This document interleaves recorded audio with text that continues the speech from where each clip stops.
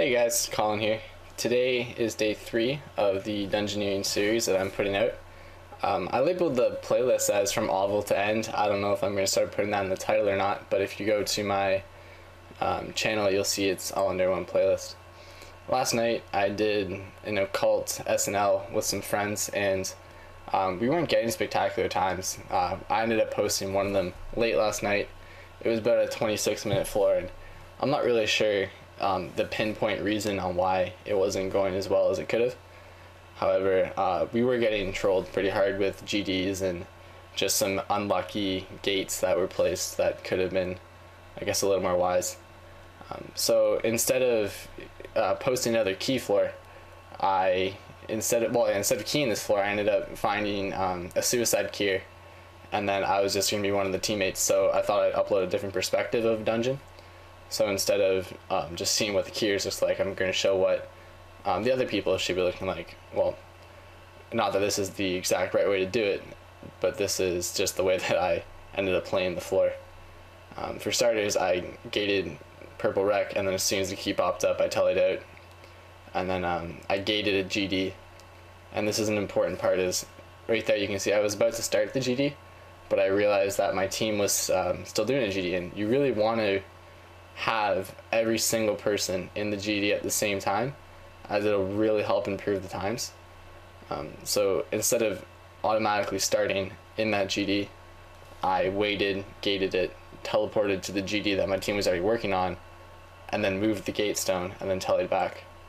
Right here, instead of running to the door, I'm just going to teleport over, pick up the GGS, and continue on my way. It's important that you drag the GGS when you're going through paths. This one ended up being a dead end, so instead of just standing here idle, I inform the keyer to MGT, and nothing happens. So I look at my map and say, hey look, Dutch is at a 3-way. So I ask Dutch to move the GGS, and then he moves it, which is exactly the way it should be. Even as someone who's not keen, you still need to be conscious of how the floor is going and where the paths are. So this was useful. He was able to drag it. In this floor, unfortunately, we had 2 barrel rooms, so that definitely slowed the time down. However, the average level in this floor, I don't quite know what it is at this moment, but for whatever reason, he's using a primal longsword and a CSB, as you can see. I'm not sure what his third bind is, but everyone here is 100 plus. As you can see, primal 2 hands, so he's probably 113 plus. I know Goldfish is the keyer, and he's doing SL, and he's 120 in engineering. So the time should be pretty good. Whatever it ends up being, I don't quite remember. So yeah, I just thought it'd be interesting to post this because we were having issues getting the timing under sub 20, and we were also having issues with a lot of deaths. I was suiciding obviously, so it didn't matter too much last night. However, my team noticed that they were dying a lot, so their average XP per hour was just not what it should be at their level. At about 100, I would say the XP per hour varies between, I guess give or take 200k XP per hour. If you factor in doing your C1s as well, it's probably about 175. Like, these are just absolute ballpark estimates. I have no idea. I say I average about that. The first floor I posted was about 300k XP per hour. This one I'm not sure. The ones that we were doing, I think everyone was averaging about 150k XP per hour, which isn't too awful. Oh, so I guess the person maging right now was actually a 1 defense peer with 115 dungeoneering, so that was an awesome account. I have no idea how I did that. Crushing fire giants, that's one thing I learned in this floor. I never really knew if there was a difference, and no one could really confirm it for me until this floor, when I was informed that you should be crushing them. So that's always useful. And I'm still looking for something to remove my hood. As you can see here, I totally spam loot the salvials, which is because I'm not going for suicide floor. And if you consider how long that took to loot the food, it wasn't really that bad, and it's going to do me a whole lot of good. It's looting in moderation. Like, as you can see, there were still another 5 salvials, but I left them on the ground because that was just ridiculous. I don't need that much food. 5 or 6 in an inventory is not ridiculous, but you shouldn't be going out of your way to find food. At that point, there was a door being opened. It ended up going to a dead end, so no real time was wasted. I have a gate somewhere on a key door that I'm waiting for the key to pop up, and it's just like now I'm doing a GD, but there's no real need to go out of your way to find yourself. There's no reason to go out of your way to find yourself food like that. Well, like in the last floor from day 2 when the girl was fishing ridiculous amounts of times for unnecessary food.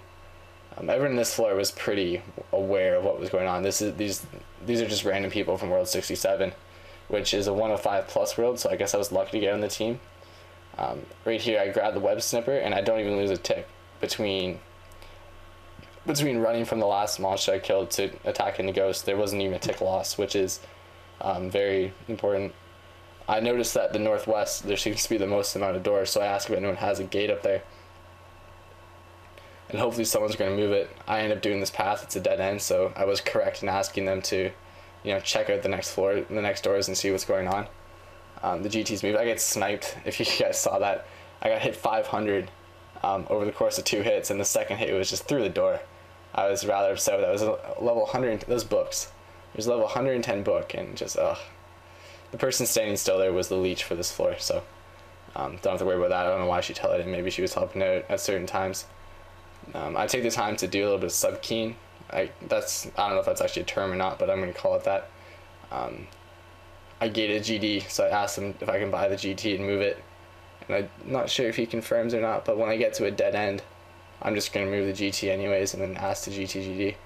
However, it's not a good idea to move it without the keyer telling you, especially if you're not entirely sure what you want. But as you see there, Goldfish told me to move the GD or the GGS, so I moved it. I tried to put in a little safe corner there so that you wouldn't get hit too hard when you tell it in. I guess we could talk about killing order, which I'm sure most people are aware of. But before we do that, note I gated C-Rec originally, and then I found a GD, so I broke my gate and I gated it. But then instead of just ignoring C rectangle and being like, hey, it's not my problem anymore, I made sure I went back, re-gated it, and then I was ready for as soon as it pops up. I mentioned this in the last floor. It's very important to, even if you break your gate, to make sure that you're still responsible for the door, because you're going to know the position of that door and the status of that door better than anyone else. The person who said I can't do 2 doors there was on a leggy connection and it wasn't even the keyer. Now, I'm not sure who messes up, but I know somebody messes this one up. Boom, boom, boom. Yeah, I'm not sure who missed the tick there, but this is why it was nice I had a couple salvios, because I wasn't going to die from that. We ended up just waiting for the Leech, and then Goldfish calls it, and 1, 2, 3, away you go. As for levers, a lot of time can be lost on them, so it is important that you guys have a good system down. If you're using a perm team, which I'm starting to, I'd say, I don't really have a, as you see my key popped up, so I tell it out, that's important. As I was saying, I don't have a perm team or a bunch of people that I always play with. However, my friends list is developing to the point where I've done a lot of floors with most of the people on there, so it's getting to the point where I do basically have perm friends that I use. Now this is important. I get a maze door, but if you look inside the maze in the middle, there's no key.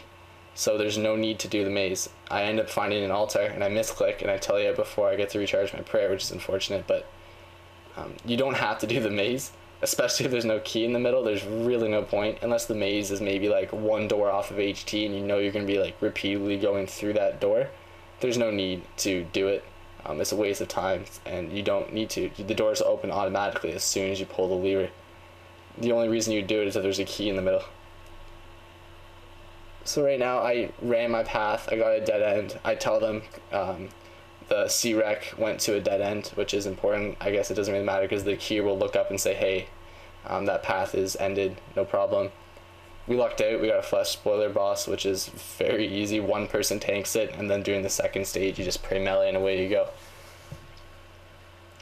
So this floor, the main reason I'm posting this today is I would like to post a couple more keying doors, but I wanted to post this one because last night we had a bit of a fail. We did 3 floors in a row and we couldn't break sub 20. And since I said I was recording them, I guess everyone got a little excited and decided to die 4 or 5 times a floor and then be upset about it at the end, which is unfortunate. But I'm not trying to. Here I snipe a couple salvios, which is good. I'm not trying to make people get bad XP to get on YouTube. I don't mind posting a video if it's more than 20 minutes. I'll just have to speed it up more than I like. Unfortunately, at the start of the floor, I wasn't able to get enough money off the table, so I ended up having to find some stuff and make a couple more laws to get to the boss. Yeah, so now we're at the boss, and it's pretty straightforward one. You just kill it. It was already almost dead, and I believe the floor is already 13% done, which is awesome. The keyer did a fantastic job. I wish I could have seen his view, or if you'd post something about it. If Goldfish ends up watching this, that'd be great to see. I'm assuming Hex is better to use on this boss because he's hexing it. I wouldn't really know. I'm still looking for my Hex. I'm thinking if I find a blood necklace too, I'm gonna bind that over top of the hood, like scrap the hood and get that. And thanks to Gruely, who recommended switching back to the Promptu hand. Definitely appreciated. So now we're gonna end the floor, take a quick look at the final time and XP. Just thank the key real quick. So it was a 19-minute floor, and I died one time, I believe, for a grand total of 90k XP. So you multiply that by 3 and you get 240k XP per hour, which is more than enough XP for me. Once again, thanks for watching, guys.